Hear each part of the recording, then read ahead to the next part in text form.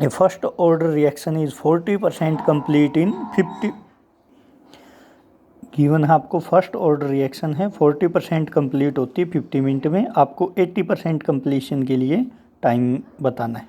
40% complete हो जाती है मतलब एक्स जो नंबर ऑफ मोल डीकम्पोज थे वो कितना है 40%, यानी 40% of A 40/100 of A. First order के लिए आपको रेट कांस्टेंट की वैल्यू पता है 2.303 divided by T log A by A minus x. Time आपको 50 मिनट की मैंने, तो rate constant 2.303 divided by time 50 minute है, लॉग है ए बाई ए माइनस एक्स की जगह 40% यानी 40/100 ऑफ ए, ये पुट कर देना है जस्ट। यहाँ से log 10/6 आ जाएगा, log 10 माइनस log 6 की वैल्यू हम फाइंड आउट कर लेंगे और k यहाँ से मिल जाएगा। अब k आ गया, लेकिन हमें क्या चाहिए था टाइम फॉर 80% कंप्लीशन। अब रेट कांस्टेंट तो कांस्टेंट वैल्यू है तो वो तो सेम ही रहेगा। तो अब हम 80% यानी x क्या है यहाँ 80 डिवाइडेड बाई 100 ऑफ ए, 100 में से 80 मोल हैं वो कंप्लीट हो चुके, तो x है 80/100। तो ये पुट कर दोगे फर्स्ट ऑर्डर वाले में 2.303 डिवाइडेड बाई के log A by A minus x की वैल्यू क्या है 80/100 ए। यहाँ से log 10 बाई log 8 आ जाएगा, log 10 माइनस log 8 कर लेंगे, उनकी वैल्यू पुट कर देंगे कि हमारे पास है टाइम निकल जाएगा। Second, show that in a first order reaction given है टाइम रिक्वायर्ड फॉर 99% कंप्लीशन के लिए is 10 time to half time of reaction. क्या बताना है, एक फर्स्ट ऑर्डर रिएक्शन है और 99% कंप्लीशन जब हो जाते हैं रिएक्शन, वो इसने कहा कि 10 टाइम होगी हाफ टाइम ऑफ रिएक्शन।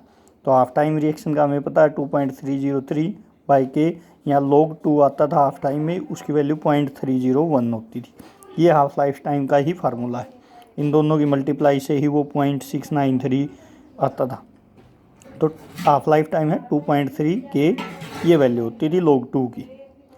तो ये हाफ लाइफ के लिए है। 99 के लिए 2.3 के log a, वही x की जगह पुट करोगे 99/100, तो ये वैल्यू आ जाएगी, यहाँ से log a बाई 0.001 a आ जाएगा।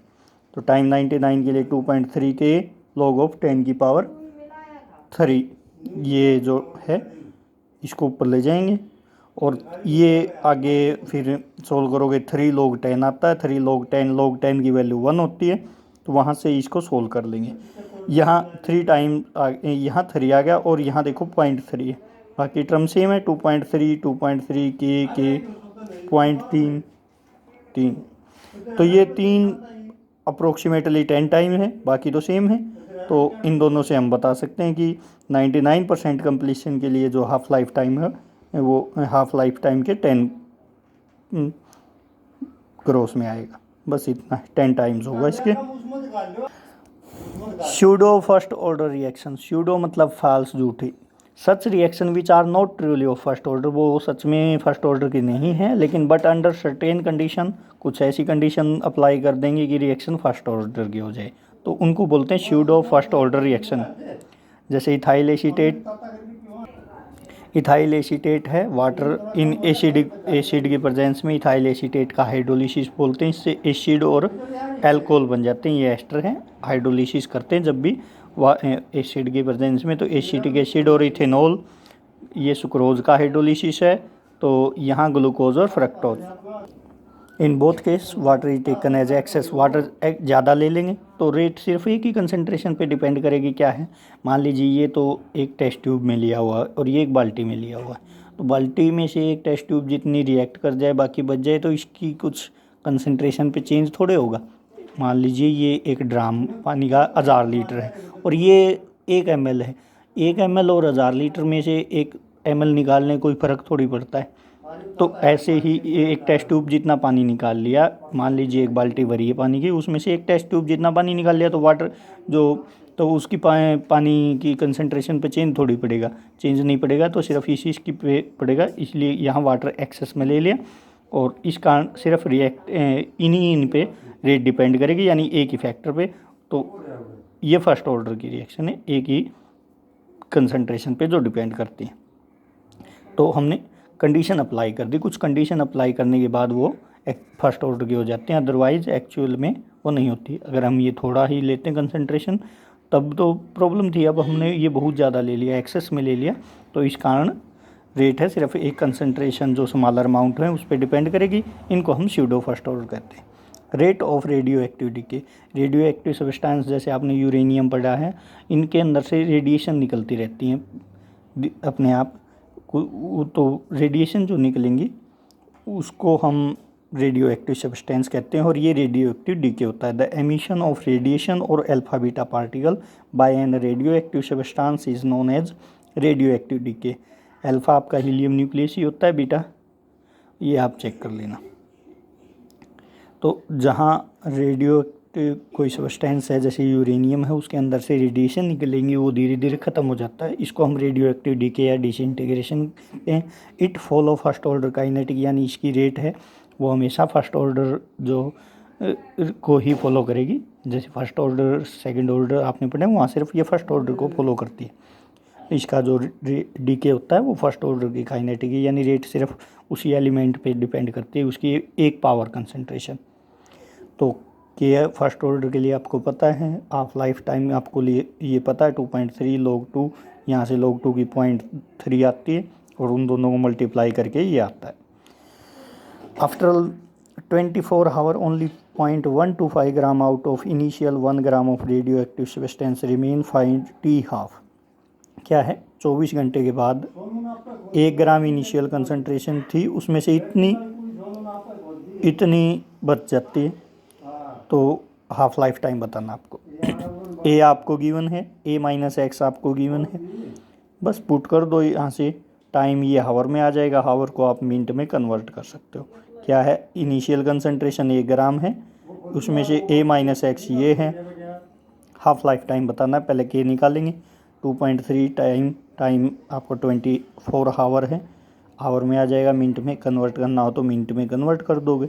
उसके बाद टी हाफ टाइम, तो 0.693 बाई 0.086 आवर, आप यहाँ से ये 0.693 के आपको ये है, आपको टाइम निकलेगा हावर में से आप मिनट में कन्वर्ट कर सकते हो।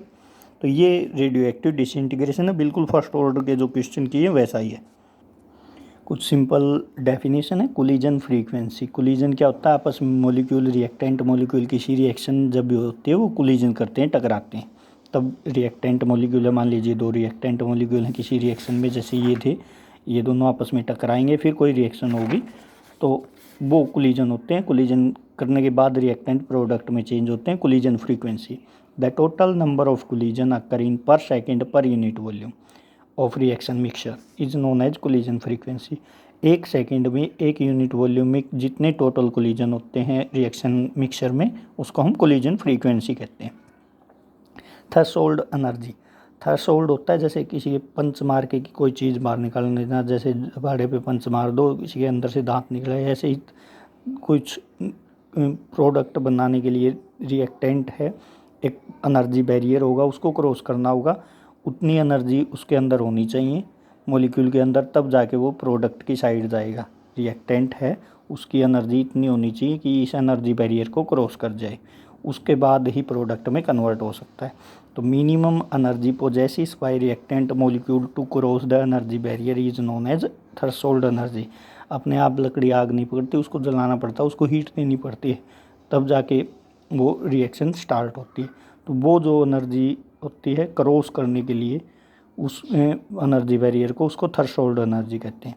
एक्टिवेशन एनर्जी, जो हमने लकड़ी को जलाने के लिए दिया जलाई है, वो एनर्जी जो लकड़ी में एनर्जी स्टोर थी कुछ हमने बाहर से सप्लाई कर दी ताकि वो थ्रेशोल्ड एनर्जी के इक्वल हो जाए, वो एनर्जी एक्टिवेशन, यानी एनर्जी है जो रिएक्शन को स्टार्ट करने के लिए जो एनर्जी चाहिए।